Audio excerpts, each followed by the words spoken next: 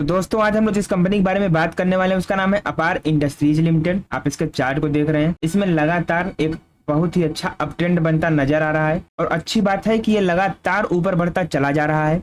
अगर यही चार्ट हम कोविड के पहले देखते हैं तो इसमें कुछ खास अच्छी तेजी नजर नहीं आ रही थी, लेकिन आफ्टर कोविड-19 इसमें लगातार वॉल्यूम भी बढ़ता गया और साथ ही साथ इसका जो चार्ट है वो लगातार ऊपर बढ़ता चला जा रहा है और अपने लाइफ टाइम हाई के करीब ही ट्रेड कर रहा है। तो आने वाले दिनों में इसमें और भी ज्यादा तेजी बन सकती है, लेकिन वो सब जानने से पहले एक बार हम इसके फंडामेंटल एनालिसिस देख लेते हैं। तो कंपनी का पूरा नाम है अपार इंडस्ट्रीज लिमिटेड। 8,950 रुपए इसका मार्केट प्राइस है और इंट्राडे में ये लगभग 5% तक तेज था। Market cap 35,952 crore. Stock P 43.3 का है जो कि थोड़ा सा हाई हो गया है। ROC 44% एंड ROE 26.8% का है जो कि दोनों ही काफी अच्छा है। बाकी पिछले एक साल के हाई लो की बात करें तो 4,546 का लो था और 9,660 का इसने हाई लगाया है। आपको दोस्तों इस कंपनी के बारे में और बता दूं तो अपार इंडस्ट्रीज मिस्टर धर्म सिंह देसाई के द्वारा 1958 में फाउंड किया गया था और ये एक मार्केट लीडर होने के साथ साथ इसका ग्लोबली भी काफी अच्छा प्रेजेंस है। इसकी जो शुरुआत हुई थी वो पावर ट्रांसमिशन केबल्स की मैन्युफैक्चरिंग से हुई थी, जिसमें आपका कंडक्टर्स हुआ, transformer and speciality oils and power telecom cables हुआ, इनकी मैन्युफैक्चरिंग करता था। तो पिछले एक साल के अगर हम इसके चार्ट की चर्चा करें तो आपको देखने को मिलेगा कि ये स्टॉक लगातार अच्छे ट्रेंड में है पिछले 1-1.5 साल से। अगर हम इसके प्रोज एंड कॉन्स की बात करते हैं तो अच्छी बात है कि पिछले 5 सालों में कंपनी का जो CAGR है वो 44.1% की रेट से बढ़ा है और ROE भी पिछले 3 सालों में 25.9% की रिकॉर्ड तेजी के साथ बढ़ा है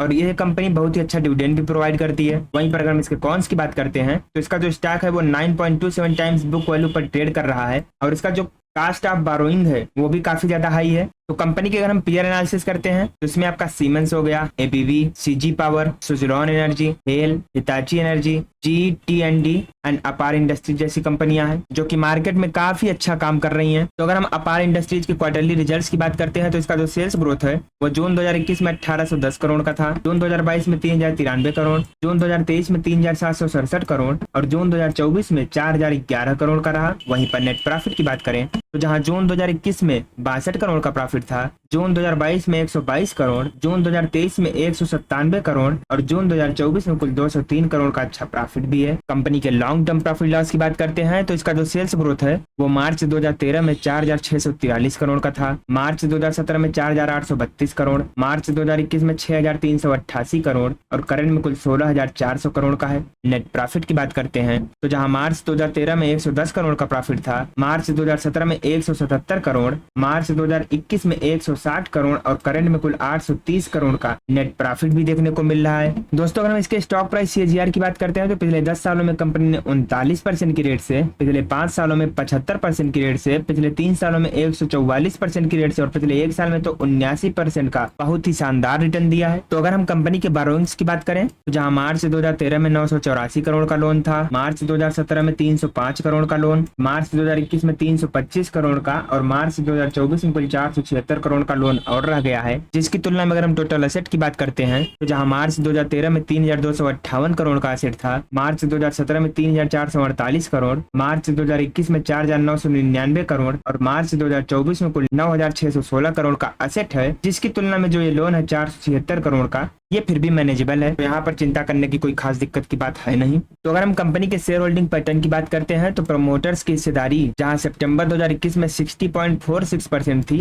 वो थोड़ा सा पोजीशन डाउन होकर 57.77% रह गई है, यानी कि लगभग 3% तक प्रमोटर्स ने अपनी होल्डिंग डाउन करी है। FIIs की बात करें तो 5.07% से बढ़कर 11.51% हो गए हैं। DIIs की जो होल्डिंग है वो 17.76% से बढ़कर 19.73% हो गई है। पब्लिक की होल्डिंग 16.47% से घटकर 11% पर आ गई है। तो दोस्तों अगर हम अपार इंडस्ट्रीज के फोरेंसिक एनालिसिस करते हैं तो इसमें आपको 11 पॉजिटिव संकेत, 1 न्यूट्रल और 5 नेगेटिव संकेत देखने को मिलेंगे। जैसे कि अच्छी बात है कि कंपनी के ऊपर जो लायबिलिटी है उसमें कोई दिक्कत की बात नहीं है। कंपनी के प्रमोटर्स ने कोई भी शेयर प्लेज नहीं किया है। रेवेन्यू इनका लगातार आगे बढ़ता चला जा रहा है। अदर इनकम अच्छी है। रिटेलर्स की जो होल्डिंग है वो गुड टाइम टू बाय है, कोई दिक्कत नहीं है। प्रमोटर्स की जो होल्डिंग है पिछले 90 दिनों में इन्होंने कोई भी पोजीशन बेचा नहीं है। ROE पिछले 10 सालों में लगातार बढ़ता जा रहा है। शेयर प्राइस भी पिछले 10 सालों से देखा जाए तो काफी अच्छा परफॉर्मेंस कर रहा है। वर्किंग कैपिटल अंडर कंट्रोल है। सेल्स ग्रोथ इनकी काफी अच्छे से बढ़ रही है। आरओसी में जो स्ट्रेंथ है वो लगातार स्ट्रांग होती नजर आ रही है और इनका जो बैलेंस शीट है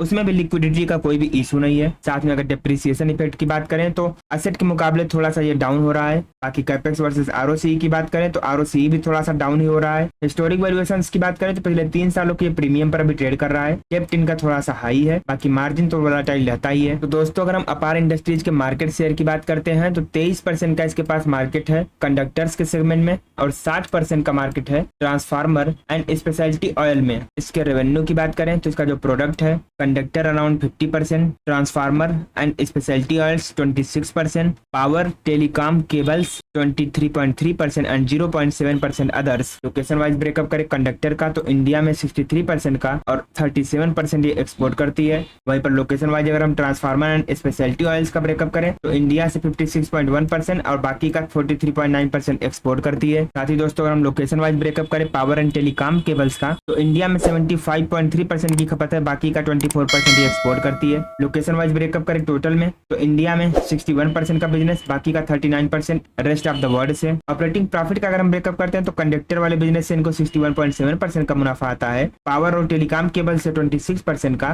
ट्रांसफार्मर्स एंड स्पेशलिटी ऑयल से 11.7% का, बाकी का 0.6% अदर्स। साथ ही दोस्तों अगर हम इस कंपनी के ब्रांड्स की बात करते हैं तो एनी लुब्रिकेंट करके जो इनका ब्रांड है वो ग्लोबली ब्रांड है एंड पावर ऑयल करके जो है वो ट्रांसफार्मर ऑयल का इनका प्रोडक्ट है। इनके सप्लायर्स एंड कस्टमर्स की बात करें तो कल्पना इंडस्ट्रीज से ये प्रोडक्ट लेती है और इनके कस्टमर्स की बात करें तो उस लिस्ट में आपका एबीबी इंडिया हो गया, KEC International, L and T, General Electric, Crompton Greaves जैसी कंपनियां हैं जो कि इनके कस्टमर्स हैं। तो दोस्तों हम लोग वापस से अपार इंडस्ट्रीज के चार्ट पर आ चुके हैं। चार्ट हमने पहले भी दिखा दिया है, बहुत ही शानदार इनका चार्ट है और इन दिनों आफ्टर कोविड-19 इसमें वॉल्यूम भी भर कर आए हैं। तो जिस हिसाब से इसमें तेजी बन रही है और ये लगातार ऊपर बढ़ता चला जा रहा है तो अगर ये ऐसे ही इसमें तेजी बरकरार रही तो बहुत ही जल्द ये 11,000 के लेवल पर भी ट्रेड करता नजर आ सकता है और उसके बाद जब यहाँ से फिर से ये ऊपर निकलेगा तो बहुत जल्दी इसमें 13,000 फिर 15,000 की भी इसमें तेजी देखने को मिल सकती है। तो दोस्तों अपार इंडस्ट्रीज के जो फंडामेंटल्स है वो काफी ठीक हैं, लेकिन फिर भी इसमें अगर आपको इन्वेस्टमेंट करना है तो एक बार खुद के एनालिसिस जरूर कर लीजिएगा, अपने एडवाइजर से भी राय जरूर ले लीजिएगा और कमेंट करके जय श्री राम लिखना मत भूलिएगा।